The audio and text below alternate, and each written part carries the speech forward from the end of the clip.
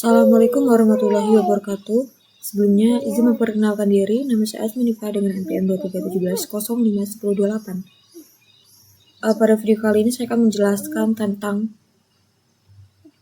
jawaban dari ujian tengah praktikum mata kuliah kecerdasan buatan, di mana di sini adalah mahasiswa diminta untuk membuat program penggabungan algoritma genetik algorithm atau GA dengan salah satu materi, di mana karena saya NPM akhirannya genap, jadi saya menggunakan algoritmanya yaitu clustering dengan ketentuan program, yaitu yang pertama adalah topiknya tentang study case, yaitu mahasiswa memilih clustering untuk genap dengan menggunakan genetic algorithm sebagai bagian dari prosesnya. Contohnya yaitu feature selection pada klasifikasi atau optimasi. Kemudian yang kedua ada algoritma yang digunakan, yaitu contohnya ada decision tree, K-nearest neighbors, SVM, dan naive Bayes. Lalu ada database-nya, yaitu ada Kaggle, Uchi, ML, Repo, dan data. Lalu ada bahasa dan tools-nya, yaitu menggunakan Google Colab. Jadi kita langsung saja ke jawaban UTP saya, di mana di sini penjelasan dataset, yaitu dataset yang saya gunakan itu sumbernya berasal dari Kaggle dengan judulnya yaitu Credit Card Fraud Detection, di mana dataset ini berisi tentang informasi transaksi kartu kredit dan sering digunakan dalam studi kasus, deteksi anomali, atau klasifikasi penipuan. Nah, ini linknya.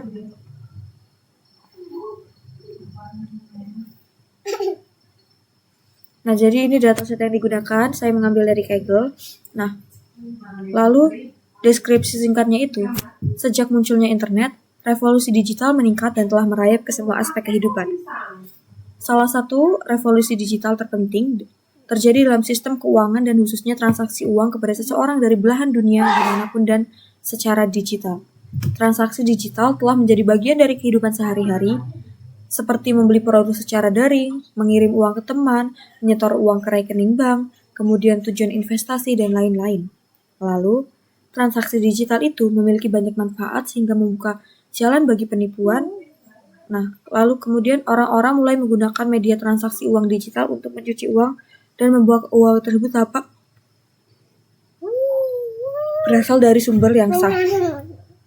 Nah, jadi dataset ini berisi 284.807 transaksi dengan 5 atribut utama, di mana yang pertama itu ada atribut waktu atau time. Jadi yang digunakan itu fiturnya detik, kemudian ada F1 sampai F28 yaitu fitur hasil PCA, lalu amount yaitu jumlah hasil transaksi, kemudian class yaitu label transaksi, 0 sama dengan normal, 1 sama dengan penipuan, dan ada transaction ID atau ID unik. Deskripsi himpunan data itu yang pertama ada step, yaitu memetakan satuan waktu di dunia nyata. Dalam kasus ini, satu step adalah 1 jam waktu, kemudian ada total step yaitu 744 simulasi 30 hari. Kemudian ada type yaitu cash in dan cash out, kemudian debit, payment, dan transfer. Kemudian ada number yaitu jumlah transaksi dalam mata uang lokal. Lalu ada name ORIC yaitu pelanggan yang memulai transaksi, dan old balance ORG yaitu saldo awal sebelum transaksi. Kemudian ada new balance ORG yaitu saldo baru setelah transaksi. Kemudian dengan data name dash yaitu pelanggan yang merupakan penerima transaksi, dan old balance dash yaitu penerima saldo awal sebelum transaksi. Kemudian new balance dash itu yaitu penerima saldo baru setelah transaksi, dan is fraud itu transaksi yang dilakukan oleh agen penipu di dalam simulasi. Is flash fraud yaitu model bisnis ini yang bertujuan untuk mengendalikan transfer besar-besaran dari satu akun ke satu akun lainnya dan menandai upaya ilegal. Jadi tahapan yang pertama itu kita untuk memecahkan masalah kredit fraud ini kita menggunakan tahapan di bawah ini. Yang pertama yaitu kita mengimport library pandas, NumPy, terus habis itu matplotlib dan sebagainya. Kemudian lanjut ke pre-processing data, di mana preprocessing data itu kita mengambil data itu dari sumber. Nah, saya memasukkan data itu, saya masukkan di drive, kemudian agar data itu terbaca, kita df pd write csv. Nah, untuk menampilkannya, kita menggunakan kode yaitu df hide, di mana df itu untuk menampilkan datanya. Nah, ini data yang sudah keluar dari hasil df hide ini, yaitu menampilkan 5 data teratas karena kita meminta 5 data teratas yang diambil. Nah, lanjut kita menampilkan info ringkas, yaitu kita menggunakan kode df info, di mana info ringkas yang diberikan dari kode ini yaitu kita diberikan 10 data dengan step, kemudian non-null, count, dan data type-nya. Nah, di sini kita mengecek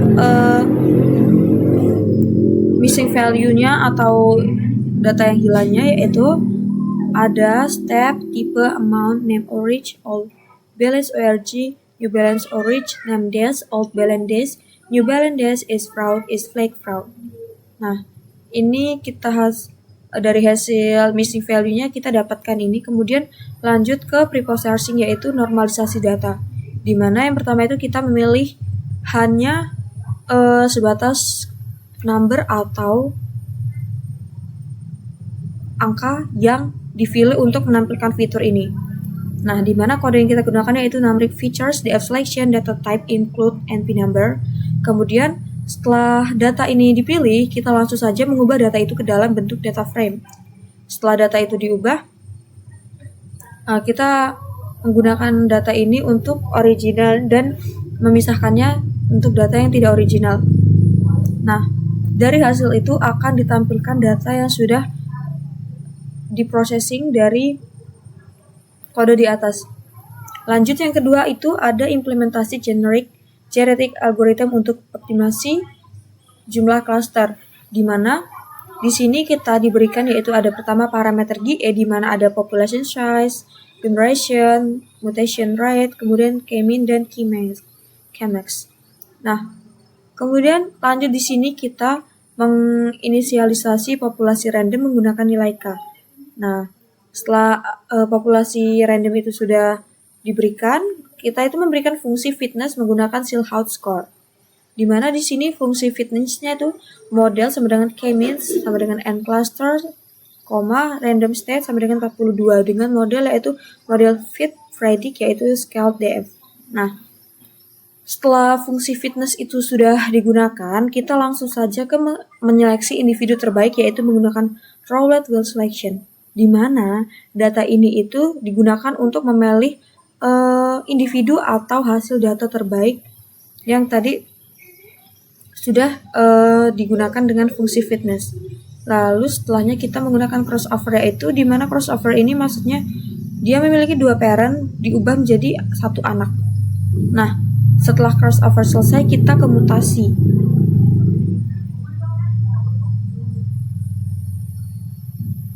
Setelahnya, kita jalankan genetic algorithm, yaitu untuk menampilkan datanya, data dari populasi, generation, kemudian population, langsung kita cari di mana gen terbaiknya, kemudian ada seleksi orang tua atau parent selection, di mana seleksi orang tua itu maksudnya dari individu terbaik apa yang dipilih untuk menampilkan data yang terbaik itu. Nah, ketika seleksi orang tua dan genetic algorithm sudah selesai, kita langsung saja ke menggunakan crossover dan mutasi untuk membuat anak-anak baru atau child dari si parents tersebut. Dengan kita menggunakan kode yaitu ylen new population kurang dari population size, kemudian P1 sama dengan P2 yaitu random choice, yaitu dia sebagai orang tua, dan random choice itu sebagai orang tua, dan child itu sebagai mutate atau crossover P1 dan P2. Nah, hasil yang didapat dari ini yaitu kita mendapatkan generasi terbaiknya dari generasi 1 sampai generasi ke-20. Nah, langsung saja kita ke proses evolusi, di mana proses evolusi itu digunakan untuk seleksi dan reproduksi bagian, yaitu kita mencari jumlah populasi atau jumlah klaster terbaik di dalam tipe dataset ini. Nah, langsung saja kita mencari final model di mana k-means yaitu n cluster sama dengan base key, random state sama dengan K2, kemudian cluster label sama dengan final model. Nah, di sini kita akan mendapatkan Silhouette score akhir yaitu final score sama dengan 4V. Silhouette score akhirnya yaitu ada 0,710. Nah, di sini kita menggunakan visualisasi konferensi GA. Nah, jadi dia menggunakan visualisasi konferensi ini untuk menampilkan apa saja atau Silhouette score apa yang muncul di dalam visualisasi ini. Nah, jadi karena tadi Silhouette score-nya itu ada di 0,700, di sini juga terlihat angka yang paling tinggi yaitu terletak di 0,710.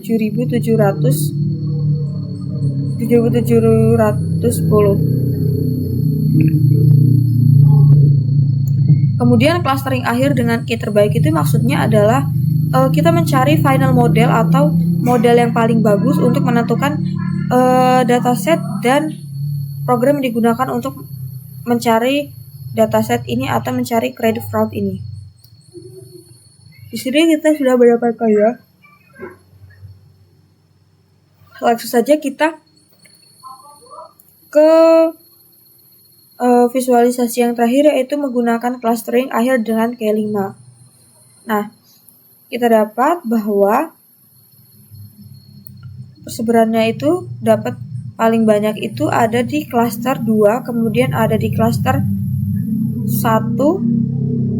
ada di cluster 0, dan ada di cluster 1. Nah, jadi kesimpulan yang kita dapat yaitu genetic algorithm itu berhasil digunakan sebagai metode optimasi untuk menentukan jumlah cluster terbaik pada proses clustering dengan menggunakan algoritma k-means. Nah, dalam konteks ini itu, GA bekerja dengan cara mengevaluasi sejumlah kandidat nilai K untuk bertahap, kemudian melalui mekanisme seleksi kelas, crossover, dan mutasi, hingga akhirnya menemukan nilai kata optimal yang menghasilkan pembagian cluster terbaik berdasarkan metrik evaluasi Silhouette score. Nah, dari eksperimen yang telah dilakukan ini menemukan bahwa cukup jumlah cluster terbaik untuk dataset ini adalah K sama dengan 4 dengan nilai Silhouette sebesar 0,7710. Nilai ini sudah termasuk ke dalam kategori yang cukup baik, yang berarti struktur cluster sudah mulai terbentuk, namun masih terdapat kemungkinan adanya tumpang tindih atau kemiripan antara beberapa data di cluster yang berbeda. Dengan kesimpulan, secara keseluruhan ini, penggunaan GA dalam menentukan jumlah cluster terbukti efektif karena mampu mengotomatisasi proses pencarian parameter yang biasanya dilakukan secara manual. Nah, visualisasi dari hasil clustering melalui PCA ini juga mendukung hasil ini dengan menunjukkan bahwa pengelompokan data yang cukup jelas berdasarkan fitur yang tersedia tersebut. Terima kasih atas waktunya. Kurang lebih saya mohon maaf. Saya akhiri. Wassalamualaikum warahmatullahi wabarakatuh.